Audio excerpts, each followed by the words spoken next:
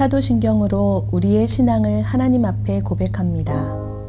전능하사 천지를 만드신 하나님 아버지를 내가 믿사오며 그 외아들 우리 주 예수 그리스도를 믿사오니 이는 성령으로 잉태하사 동정녀 마리아에게 나시고 본디오 빌라도에게 고난을 받으사 십자가에 못 박혀 죽으시고 장사한 지 사흘 만에 죽은 자 가운데서 다시 살아나시며 하늘에 오르사 전능하신 하나님 우편에 앉아 계시다가 저리로서 산 자와 죽은 자를 심판하러 오시리라. 성령을 믿사오며 거룩한 공회와 성도가 서로 교통하는 것과 죄를 사하여 주시는 것과 몸이 다시 사는 것과 영원히 사는 것을 믿사옵나이다. 아멘.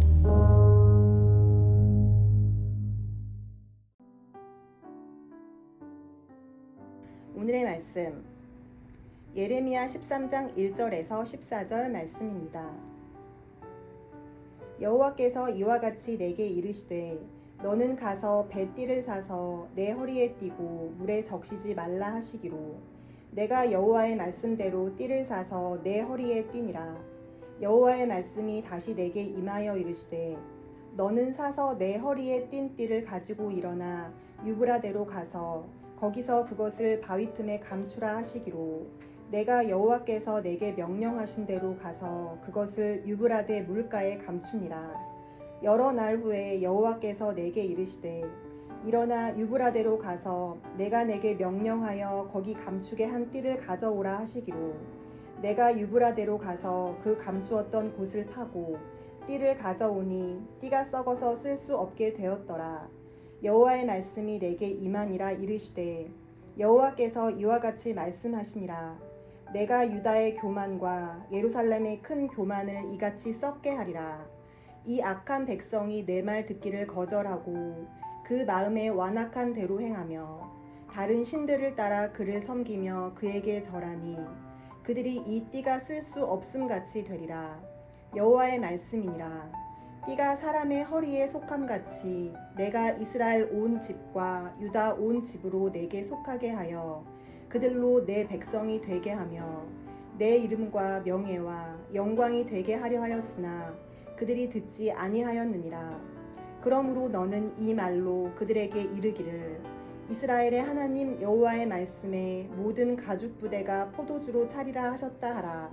그리하면 그들이 내게 이르기를 모든 가죽 부대가 포도주로 찰 줄을 우리가 어찌 알지 못하리요 하리니 너는 다시 그들에게 이르기를 여호와의 말씀에 보라 내가 이 땅의 모든 주민과 다윗의 왕 위에 앉은 왕들과 제사장들과 선지자들과 예루살렘 모든 주민으로 잔뜩 취하게 하고 또 그들로 피차 충돌하여 상하게 하되 부자 사이에도 그러하게 할 것이라.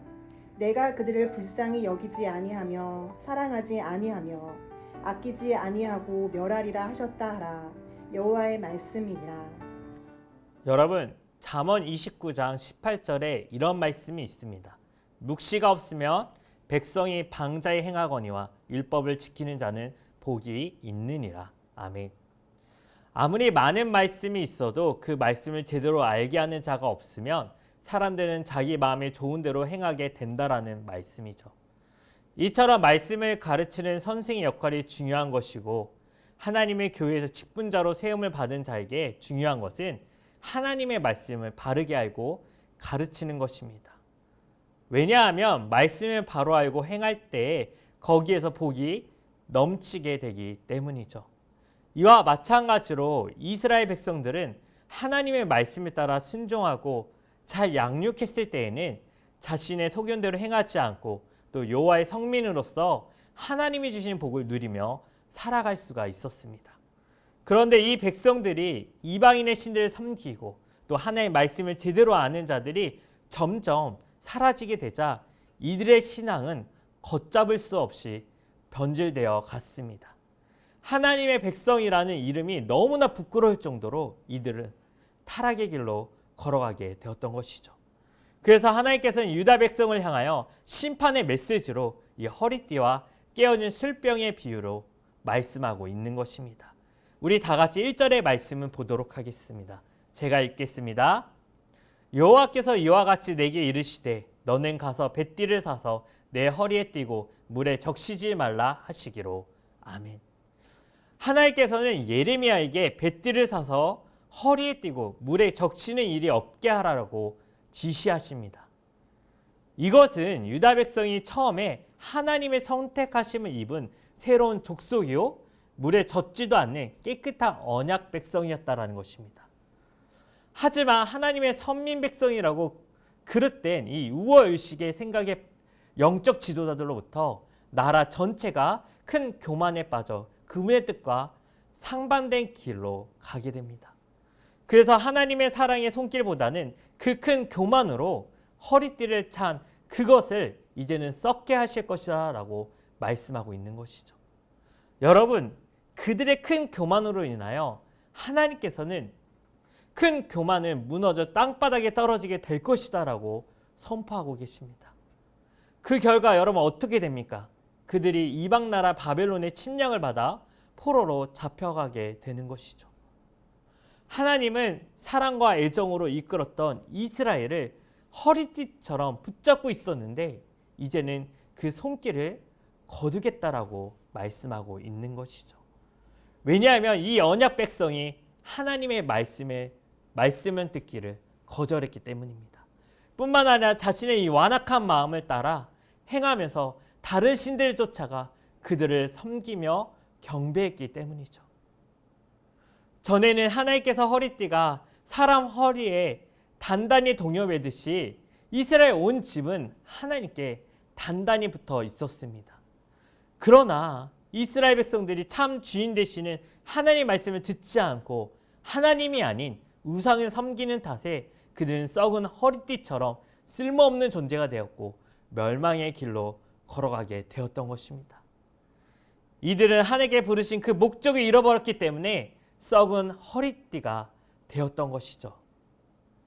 따라서 우리는 이 세상을 살아가면서 이 땅에 존재하는 모든 것들이 존재해야 하는 그 이유와 목적이 있듯이 우리를 부르신 하나님의 목적이 있다는 줄로 있는 것을 여러분 믿으시기를 바랍니다. 또한 우리는 하나님의 긍휼과 자비하심으로 하나님의 자녀가 되었지만 우리를 부르신 그 목적을 우리가 잃어버린 채 교만과 방자함에 빠진다라면 우리 또한 썩은 허리띠처럼 된다라는 것을 여러분 기억하시기를 바랍니다.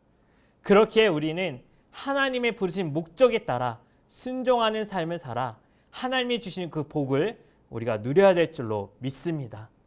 오늘도 하나님께서 부르신 그 목적에 따라 순종함으로 그 복을 누리시는 참된 은혜 하루가 되시기를 주님의 이름으로 축복합니다. 계속해서 하나님께서는 포도주와 가죽 부대에 대한 말씀을 하시는 것을 우리가 보게 됩니다. 바로 깨어진 술병에 대한 비유죠. 12절의 말씀입니다. 그러므로 너는 이 말로 그들에게 이르기를 이스라엘의 하나님 여호와의 말씀에 모든 가죽 부대가 포도주로 차리라 하셨다 하라. 그리하면 그들이 내게 이르기를 모든 가죽 부대가 포도주로 찰 줄을 우리가 어찌알지 못하리요 하리니. 아멘. 지금 이 메시지들은 이스라엘 백성들은 전혀 깨닫지도 못하고 이해하지도 못합니다. 그래서 항아리에 포도주가 담긴다는 것을 우리가 어찌 모르겠느냐라고 말을 하는 것이죠. 이들은 완악한 마음을 인하여 하나님의 뜻하신 바를 제대로 이해하지 못하고 있는 것입니다. 여러분, 이 메시지에 감춰져 있는 뜻은 하나님께서 이 백성 전체를 혼미케 하여 분쟁하는 그 저주의 포도주를 흠뻑 먹이고자 하신 계획인 것입니다. 그래서 그 땅의 모든 주민들이 술에 잔뜩 취함으로 가족과 이웃들 간에도 서로 부딪혀서 깨어지게 된다는 것을 말씀하고 있는 것이죠. 즉 유다 공동체는 서로를 상하게 함으로써 나라가 멸망을 당하게 될 것이라는 메시지인 것입니다. 또한 하나님께서는 그들을 전혀 불쌍히 여기지 않을 것이고 동정하지도 않을 것이라고 말씀하십니다. 이제 더 이상의 긍휼과 자비는 없을 것이라고 말씀하고 있는 것이죠. 사랑하는 여러분, 죄악에 대한 이 공의의 하나님의 심판은 사람을 차별하지도 않고 그 누구도 예외 없이 악한 자들은 심판의 대상이 될 것입니다. 하나님의 심판이 결정되고 집행되면 불쌍히 여김을 받거나 동정심을 받을 수가 없게 되는 것입니다. 그러므로 우리는 이러한 상황에 우리가 놓이지 않도록 하나님의 공의를 두려워하는 자가 되어야 될 줄로 믿습니다. 왜냐하면 하나님의 공의를 두려워하는 자는 결단코 그분을 떠나 이방신들을 섬기거나 그분과 언약 관계를 깨뜨리려고 하지 않기 때문이죠. 오히려 그 언약 안에 살기 위하여 적극적으로 하나님을 찾고 그 찾는 기도에 매달릴 것입니다. 그러므로 오늘 하루 여러분들 살아갈 때 바디메오가 예수님을 찾아가 나사렛 예수여 불쌍히 여겨주소서라고 기도했던 것처럼 오늘 하루도 내 삶 가운데 하나님의 긍휼과 은혜를 베풀어 달라고 우리가 기도해야 될 줄로 믿습니다. 그러할 때 은혜 언약의 주체이신 예수 그리스도 안에서 진리와 생명의 길로 이끄시는 성령께서 우리 삶 가운데 충만한 은혜로 채워주실 줄로 믿습니다. 사랑하는 여러분, 우리는 제사장의 허리에 두르는 귀한 뱃띠와 같은 복된 성도입니다. 하지만 아무리 하나님의 택한 언약의 백성이라고 할지라도 교만과 우리가 완악한 마음으로 살아간다라면 하나님의 심판이 임하게 될 것입니다. 이것은 바로 썩어버린 뱃띠와 같은 것이고 가죽 부대에 혼미케 하는 징벌의 포도주로 가득한 처지로 전략한 이 선민 백성들처럼 되는 것입니다. 비록 우리가 구원받은 성도인다 할지라도 우리는 범죄하였다라면 우리가 회개하고 돌이켜야 되는 것이죠. 만약에 우리가 돌이켜 회개하지 않는다라면 징계가 임한다는 사실을 여러분 기억하시기를 바랍니다. 그러므로 우리는 날마다 내 자신을 살피며 하나님 부르신 그 목적에 따라 구별된 백성으로 그에 합당한 인생을 우리가 살아가야 될 줄로 믿습니다. 오늘 하루도 하나님 부르신 목적에 따라 살아가는 삶이 되시기를 주님의 이름으로 축복합니다. 기도하겠습니다. 살아계신 하나님 아버지, 오늘도 말씀으로 내 삶을 비춰보게 하여 주신 은혜 감사와 영광 올려드립니다. 주님, 우리가 늘 교만하여 방자하여 어리석은 행동을 하지 않도록 우리를 긍휼히 여겨주시고 날마다 우리에게 자비와 은혜를 베풀어 주시옵소서. 그래야 정말 하나님의 뜻에 따라 순종하는 의의 길을 걸어갈 수 있도록 주님 우리를 붙잡아 주시고 동행하여 주시옵소서. 주님 감사합니다. 예수님의 이름으로 기도드립니다. 아멘. 주님이 가르쳐 주신 기도로 예배를 마칩니다. 하늘에 계신 우리 아버지여, 이름이 거룩히 여김을 받으시오며 나라가 임하시오며 뜻이 하늘에서 이루어진 것 같이 땅에서도 이루어지이다.